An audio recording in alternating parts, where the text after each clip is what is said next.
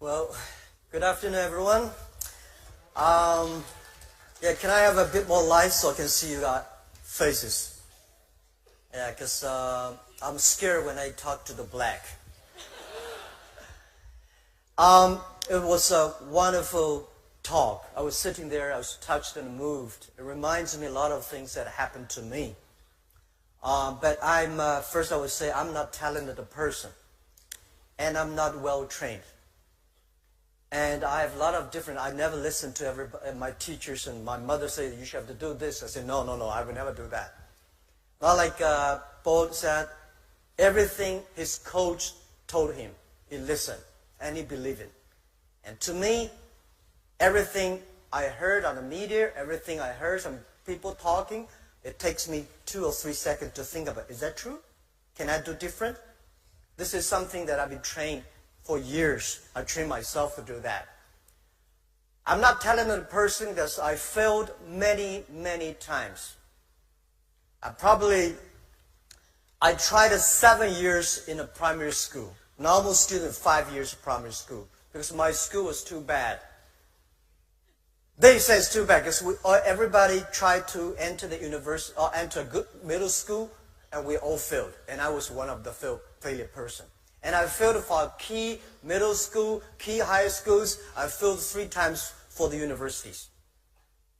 And I applied for jobs and I think like 30 times jobs, all failed. I remember when I graduated from high school, I failed the university and looking for a job in a KFC. 24 people went and 23 accepted. I was the only one not accepted. And then I tried to be a policeman. 5 classmates went, 4 accepted, I was turned down. And when we started the business for Alibaba, I tried to raise money. I went to Silicon Valley, talking to venture capitalists. So over 30 of them, none of them accept us and give us some money. But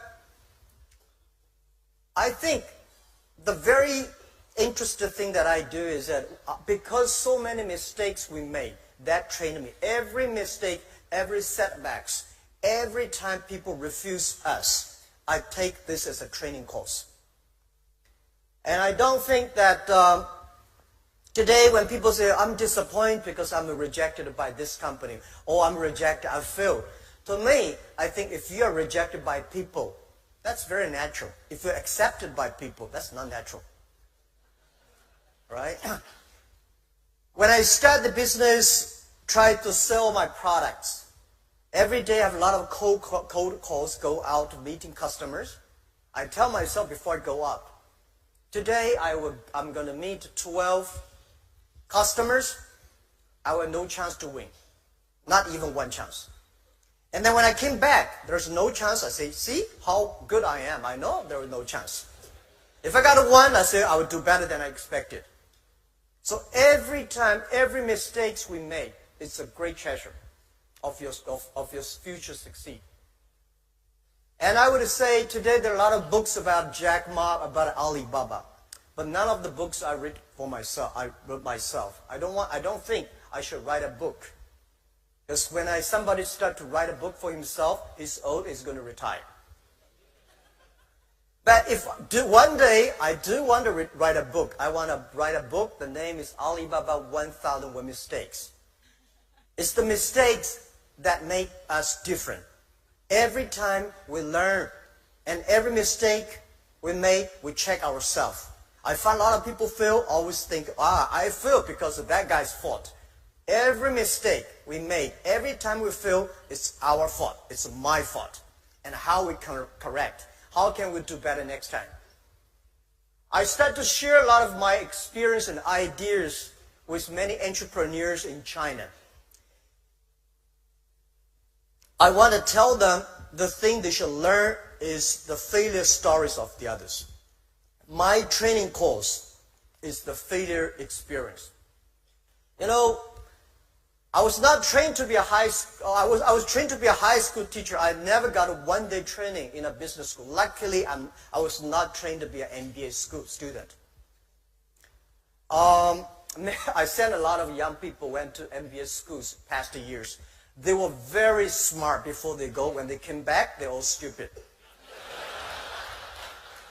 Because they think, this is a professor thing, this is economist thing, this is, we should do that. Because they were so active in thinking, but when they came back, they're like frozen.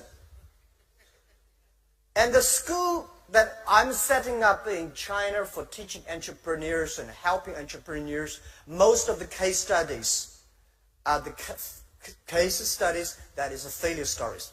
Why people fail. Most people fail. It's just like going to business is like going to the battlefield. Only those people who survive, they are the winners. So when you go to the business field, you have to learn what are the mistakes the other people make. And don't worry, I think most of the mistakes, how stupid that guy is. How can you make a mistake like that? You will. You will.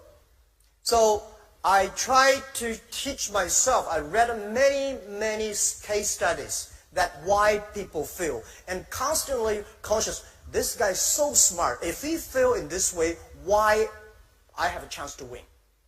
So the more you learn about that, that will make you more positive. And the other thing I want to share with you guys is that always use your own mind to think. The difference between you, your education, your background, your experience are so different. So you should not always follow the others, but follow your own rules. When I compete with those people who are very experienced and old, I say, wait, give me 30 years. When he's getting old, I have my chance. When I compete with people who are rich, can do anything, I say, yes, let's compete 15 years later. I prepare now. So always you have a chance to win. If you really, I'm lucky enough to meet a lot of people in this world. They're very successful people. Bill Gates, Warren Buffett, and even Steve Jobs, and a lot of people. I found those people who successful, they have some wonderful characters, like Usain Bolt. They are optimistic. They never complain. If you're not optimistic, you have no chance to win, right? And if you complain, well, when I complained a lot when I was young. I said, wow, when I want to do some software, Bill Gates did it. When I do this, and that guy did. Right? When I want to have some fried chicken, KFC did better than we did. And we always try to be as successful as Bill Gates. It's impossible. There's only one Bill Gates. A lot of people say, well, Bill Gates did not finish Harvard, so I should leave Harvard. There's only one Bill Gates. So I think those people, they are always very optimistic. They always see the brighter future. And even also, they never complain. Because when people complain, they are losing opportunities. They are blind their mind. So later I learned, where is the opportunity is. The world is full of opportunity if the world is full of complaining people. If you can solve the problem that people complain, that's the great opportunity. And I find many of my friends in the high school, universities, I met them these years. The only thing I found that they are still complaining. Well, don't laugh. We have a lot of people complaining in this world. That's why those people never make progress. And we have to say, when you complain, think about how can you solve this problem. So I think the world is changing so fast. You cannot stop it. This is the best time, and this is also the worst time. But it depends on how is your attitude. I think it is the best time of the century. The human beings have never been that lucky at this time. When you see a financial crisis, you have this, you have that, you have all kinds of problems. But what I see is, it's the signal, it's the symbol that is something big is happening. And we are lucky at this age, at this moment, we are there.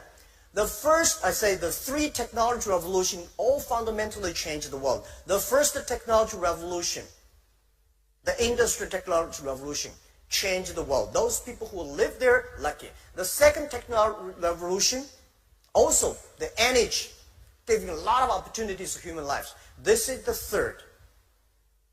And we are lucky. And every technology revolution comes, there is a huge turbulence of the society. It's going to kill a lot of jobs. It's going to create a lot of jobs. And believe me, there's one thing I studied. Every technology revolution takes about 50 years. The first 20 years is about technology. The next 30 years is about utilize of this technology, application of this technology. So the first one, that, second one, that, this one, third. The internet has just passed the 20 years. The next 30 years are so critical to any country, to anybody. Whether you like it or don't like it, a lot of great jobs today you think it's a great job is going to lose. Something new is happening. Something interesting is happening. So if you call last 20 years, it's called internet technology. Next 30 years is called internet time. And this is something that I'm calling on a lot of young people. I said, please pay attention to those people who are below 30 years old. And next 30 years, and pay attention to those companies who are fewer than 30 people. And I think why one of the reasons Alibaba succeed is 19 years ago when we started the business, especially 15 years ago when we started Taobao, the B2C model. No, it's... 心中的梦想，我背起了沉重的行囊，穿梭在陌生的大街上，心中布满了无助的忧伤。也许你和我一样，为了梦想远走他乡，多少迷茫，多少彷徨，不知前方的路还有多长。So difficult to convince successful people to use your service, especially it is a new service. Nobody wants to try it. And those people who are not successful, want to be successful, will help you. So one of the focus that some US companies, when they come to China, they touch the successful people.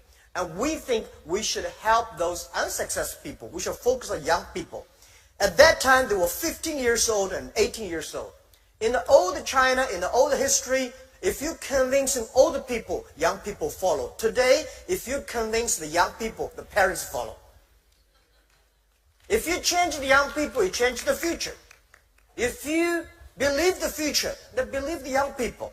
So 15 years ago, we spent most of our time on educating, working with those people who are below 20 years old. Now, they are 35. They are getting more influential. They think buy things online. They think shopping online. They think do business online. They take it for granted. So we think give them another 10, 15 years, they will become the ministers. They will become the presidents. And at that time, the world is going to change. So this is what we believe. And I want to share all the young people here that it's your time. The world, a lot of people are complaining because the internet destroyed a lot of business. It's not internet destroy a lot of business. It's the backward thinking, attitude, close themselves, want to keep yesterday, these thinkings that destroy themselves.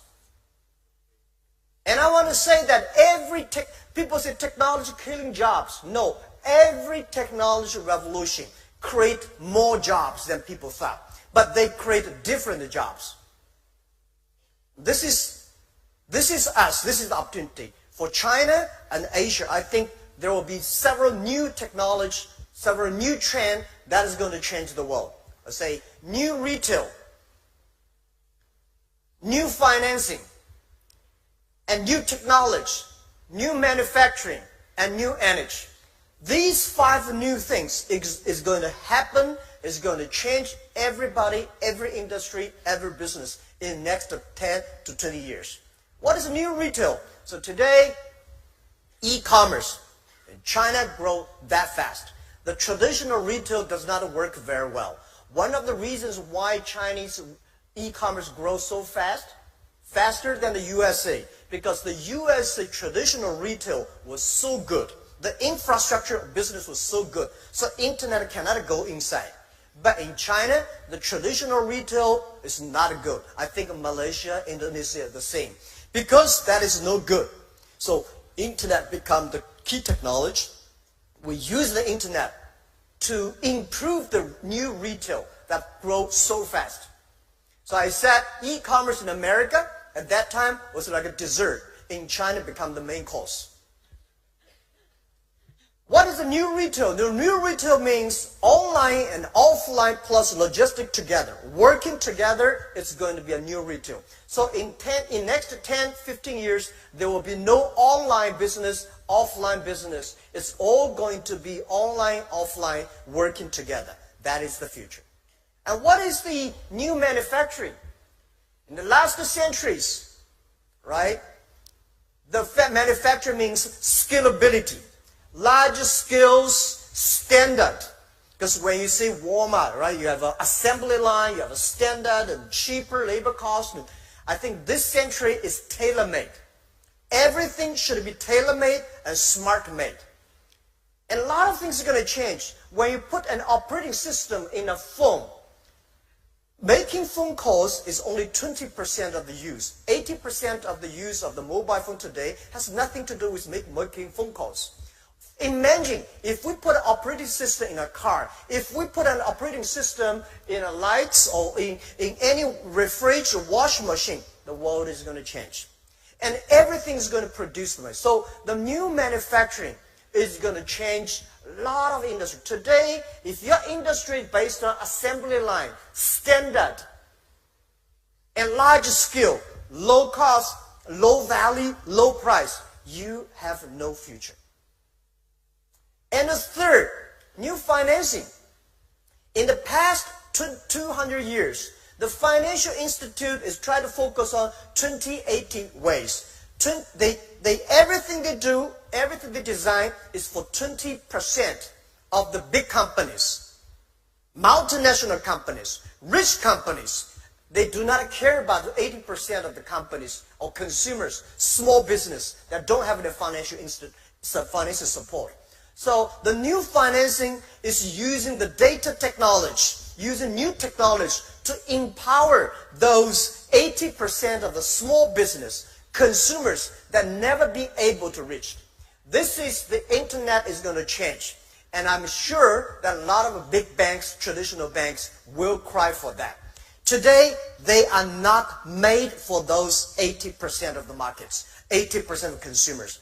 And this wave is going to be coming much faster than you think. The mobile technology, mobile payment. Today in India, right, only within 2 years, our partner there has already used a mobile phone to pay 200 million people using mobile phone to pay and get the money. So if you're using traditional ways, it's almost impossible within 2 years. So the new financial institution is going to change. The new financial system is going to change the world. The next is about new technology. Well, in Asia, we lost the IT. Today we're in the DT.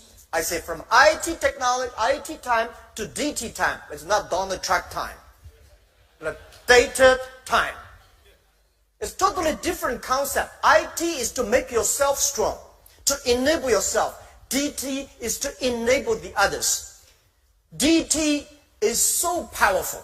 So the IT time that Asia lost our chance. We don't have IBM, we don't have a Microsoft, we don't have a Cisco, we don't have Intel chips. But on the DT time, we have a chance to win.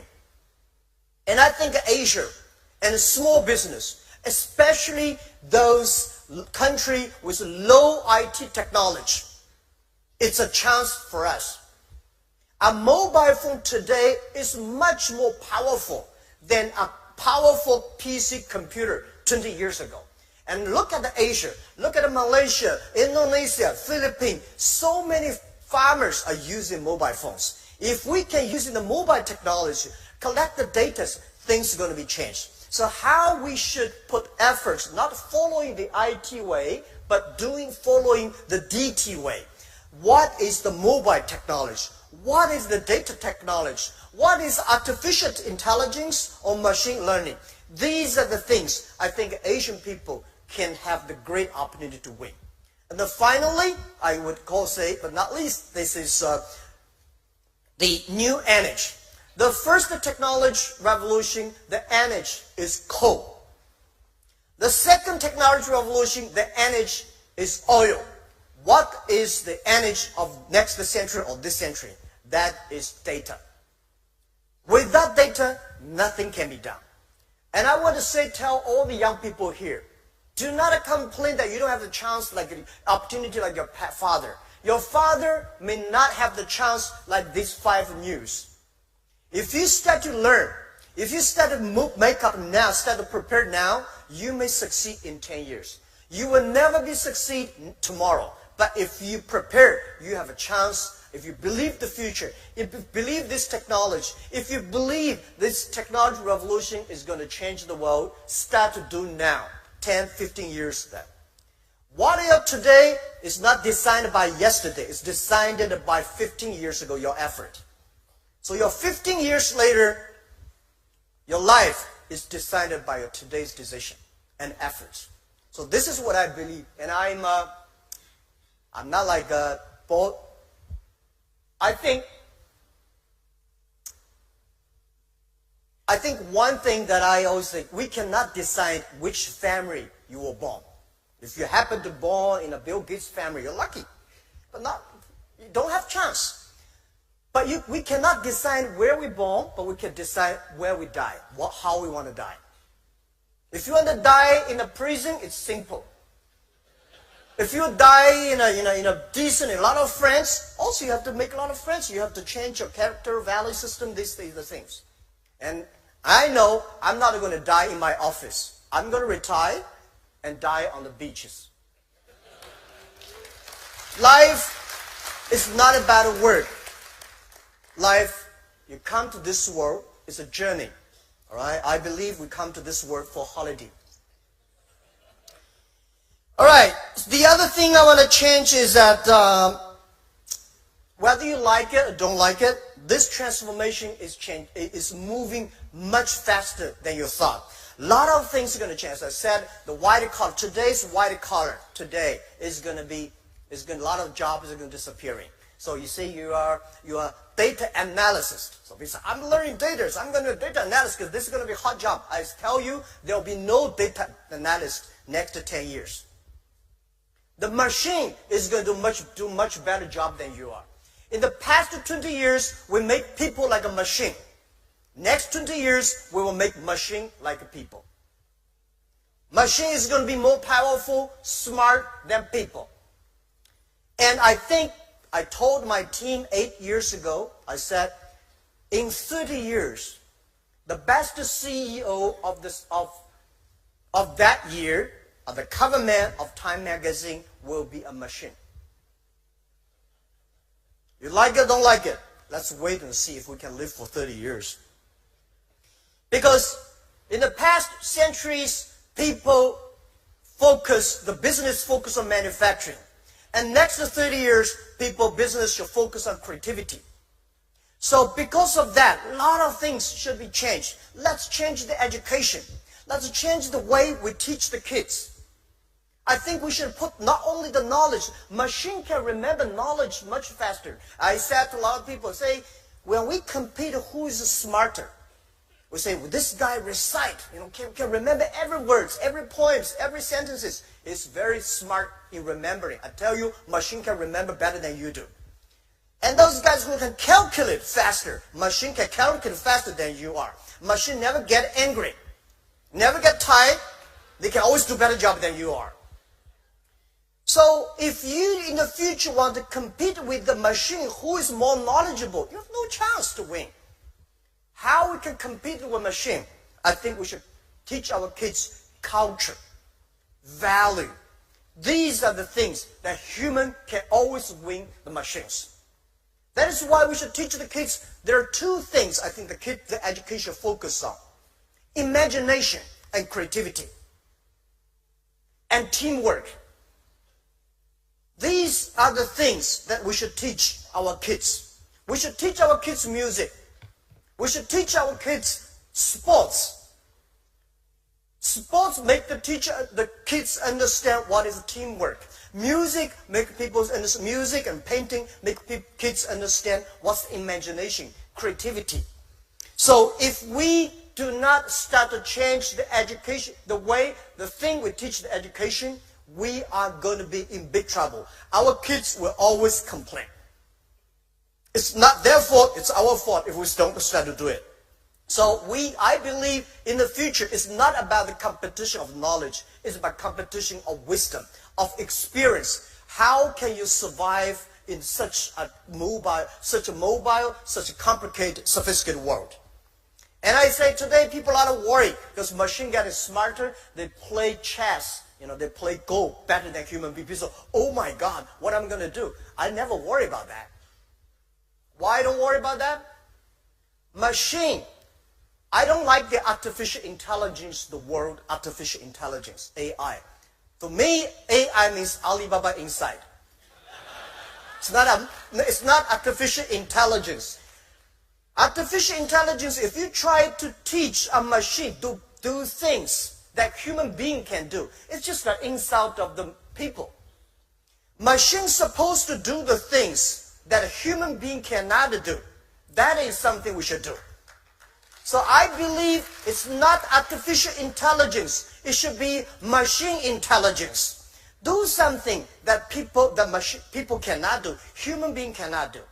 Like cars. We know car can run faster than human being, but we never make a car like a human being. If you make the wheels like this, car can never run fast. Wheel is a wheel, and human beings do not have the wheels. So let's do something that is different. And calculation, big data, and all these things, we have to know very clear that human being, I'm an optimist, human being will always win machines. Don't worry too much about that. I never worry about the things most of the scientists are worried about. I never worry about the things prime ministers worry about. I only worry about things I worry about. Because in Alibaba, I have already enough things to worry about every day. The next thing I want to say is that the business people here, young entrepreneurs, I heard young people talking about, I was like, I don't have a chance like a Lee Ka-shing, I don't have a chance like a Mr. Kwok, I don't have a chance like that. I tell you one thing, they may not have a chance like you at that time called entrepreneur. What is entrepreneur? Entrepreneur, to my understanding, is social scientist plus artist. You have to be a social scientist. You understand a human being. You understand the behavior. And then there's need, change yourself. And you should be very artistic. How do you make the team? The reason why Jack Ma succeed is not because I'm that smart. Because I have great people. I know how to work with them. And the great people and I will know how to understand the society. What's the need? So if you want to be a company to be more successful, you have to sure what big problem you solve for society. The big problem you solve the society, the big opportunity is, and the more successful you will be. If you solve the problem for your own village, it's a village company. If you solve the problem from a province, you're a provincial company. If you solve the problem for the nation, you're a nation company. This is the responsibility, depends on how you can work on that. And what is entrepreneur is going to transform? Entrepreneur is going to transfer to netrepreneur. Net entrepreneurs. I believe at least 90% of the business in next 20, 30 years will be online. If you do not know how to do business online, normally do a small bit in a business. If you're a small, tiny business, you can only do the local village. But if the size of a business depends the reach of your region. So today, when you use the internet, you can reach the other part of the world, cross the nations, cross the provinces. You understand. It's about respect the other culture, create value for the other people. So I think next 30 years, it's not the world of internet companies. It's the world of those companies who can use the internet better. And this is the opportunity for us. You don't have to know technology, but you have to know how to use the technology, leverage the technology. I'm not trained to be an engineer. Up to now, I still cannot understand why computer can operate. Because I don't know. I mean, it's okay you don't know. You respect the people who know about it. Right? Let those people who know about it. And then for the first 5 years, I was the product tester of the company. Because we work for small business. Most of the small business in the world, they are scared of the high technology. When they think about high technology, they don't want to do it. So I'm the product tester. When the engineers finish the thing, I will use it. If I cannot use it, I say 80% of people cannot use it. Just to throw the rubbish. If I can use it, it's a good product. And I don't want to read any manuals. I just will dump, click, get what you want. And people talk about, if you're an entrepreneur, you have to have money. No, not necessarily. It's not the money make the difference. If money can make the difference, there's no chance for us. One of the key reasons why Alibaba survived for the first 10, 15 years, because we don't have money. I mean, for the first 5 years. We did not raise money as much as the other companies. We using every cent very, very careful. Most of the companies at the bubble period, they die not because they don't have money, because they have too much money. When you have a lot of money, you want to have fancy offices. When you have a lot of money, you want to hire those people who are good and famous in the big companies. If your company is not ready, hire good people, hire some multinational companies, professionals. You are killing yourself. Don't do that. It's just like if you put a Boeing 747 engine in a poor tractor, it's going to destroy your tractor. And both sides are frustrated. I made a lot of mistakes on that.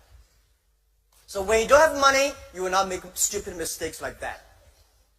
And the best people is not outside your company. The best people are always in your own company.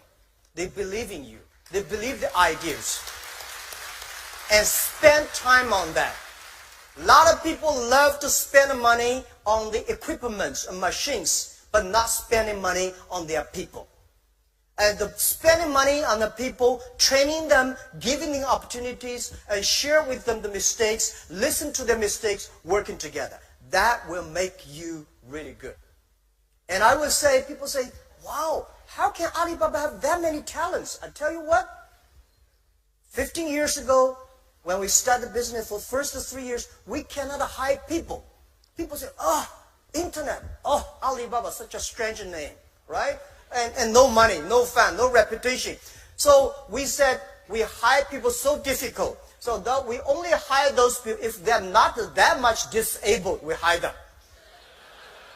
They join the company, and years later when we got something and people get more powerful, they start to headhunting us. They take our good talents. And those people who were good, they were all headhunted. Those people were not good. They have nobody to headhunt them, and they stay in the company, become very successful. To my understanding, those today, the best training, people, he's the expert of internet. Even today, before the data time comes, we already got a lot of data experts. I don't know, where are the data experts? Right? So, I think nobody is expert of the future. The expert of the future is you yourself spending time and learning from all those sufferings. So this is what I believe. And in the future, I believe that, IQ, EQ, right? If you want to be successful, you should have EQ.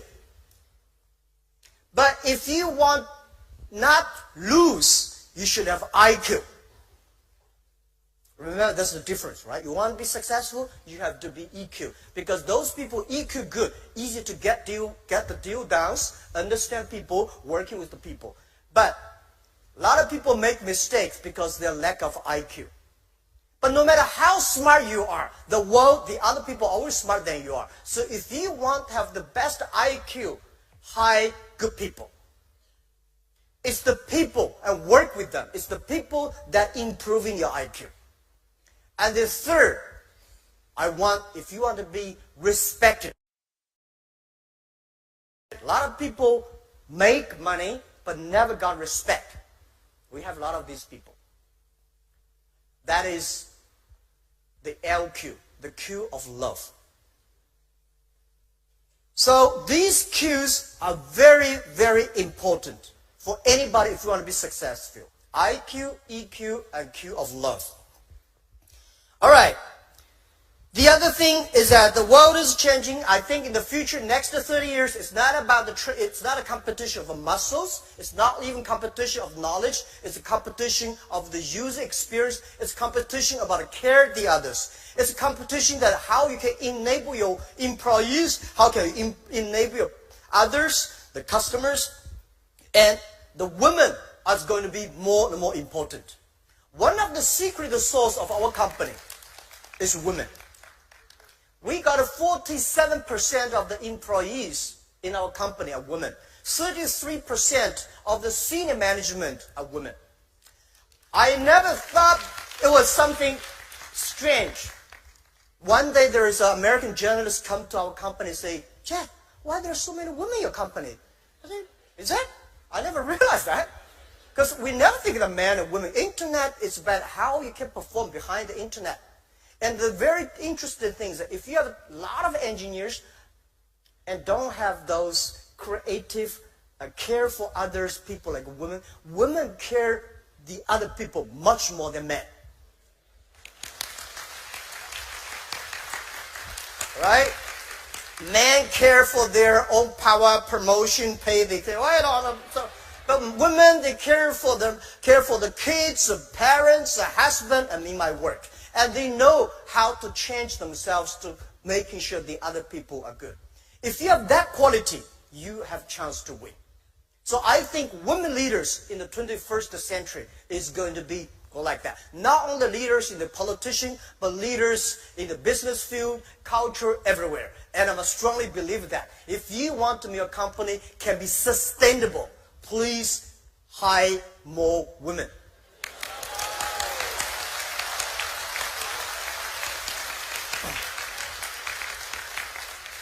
I'm not talking like a politician. I prove it by our company. We're probably the company in China, in the world, the high-tech company, have close to 50% of the employees are women. 33% of the senior management are women. And by the way, we got more than 50% of the power sellers online are women. The power sellers, if you traditional ways, women have no chance. But the online, people only care whether you serve them better or not. They do not, oh, it's women. No. All right, finally, before we open the questions, because I have a lot of things to share with you. Sorry for I talked that long, because when I have a chance to talk to entrepreneurs, I just feel that I can talk to myself. I feel a lot more comfortable when I talk to the small business and young entrepreneurs. Because when I talk to investors, I got a headache. But when I talk to entrepreneurs, I feel that we are the same animals. When we talk to big companies, they talk about competition, revenues, and profit, and But when we talk to the small business, we talk about the dream. We talk about team. We talk about customers. All right. So finally, this technology revolution is very scary. It depends on how we use it. How we can work together to solve big social problems. The first technology revolution changed the world, but the result was the First World War. The second technology revolution also influenced the world. The result is Second World War. Now we are entering the third technology revolution. The first technology revolution made the people physical, arm, leg, and stronger, machine. Second technology revolution, people start long distance, train, planes, and they want to get more greedy. They go to the space, go to the moon. But this technology revolution, this time, is the inside world. People should know themselves. Today, We go to the moon, we try to be on the Mars, but we never see the inside of the human beings. So I think this revolution is the liberation of the brains. If we do not deal with it carefully, we'll be big trouble for the world. So the Third World War will happen. But this war is not against each other. This war supposed working together, the war against poverty, the war against weather, environment, and the war against disease. These things, if we can use in the technology data, people will be better. So I think the internet, the e-commerce in the next 30, 40 years, if you want to make your business helping others, that the business world is going to be inclusive. The business world is going to be sustainable and make people happy and healthier. That's the future. And your business will be great. So I call happy and health are the double-edged strategy. This is all human beings want. Everything you do, because of the data and technology, if you can make your people, your team, your customer, the world happy and healthier and sustainable, it's going to be big.